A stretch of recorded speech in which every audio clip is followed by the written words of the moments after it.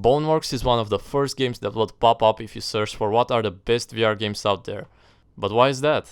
I myself first discovered it when going to a VR arcade. The employees said it was more of a sandbox and I chose the streets level. I was simply blown away at first by the speed of the continuous movement, and then the thick atmosphere, this low buzz, the intercom announcer, the desolate alleys that beg to be explored. This rope in particular blew my mind away when I could physically grab it, climb on top of this platform, and then throw this ammo box down, smashing it in the process. That was as far as I went. I didn't realize I could open this door, but even after playing the whole campaign, these factors are still present all throughout the game. So let's break them down. First off, the atmosphere is top notch. It succeeds in giving off this liminal feeling, much like Half-Life 2, of being in an expansive world that was supposed to be brimming with life, but yet it's not. This fits in with what the place is supposed to be, mid-OS, a virtual city that is under construction and not yet open to the public. It may not be realistic, but it is believable, with these small details of low-poly objects of the 90s that the game is set in. And especially considering that every level is contained in a big box. Despite this, the game world felt bigger than many other VR games at the time, done not only by raw size, but also by the many secrets to be found off the beaten path that reward exploration.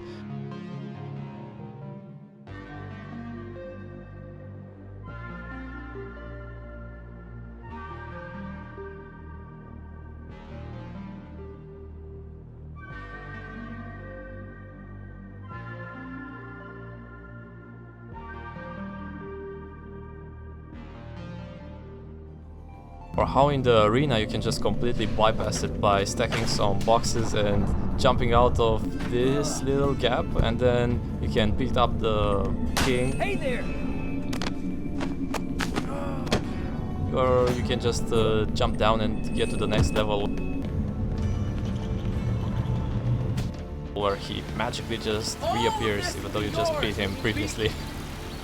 Though I quite enjoyed breaking the game for fun, just to see what you can and can't do.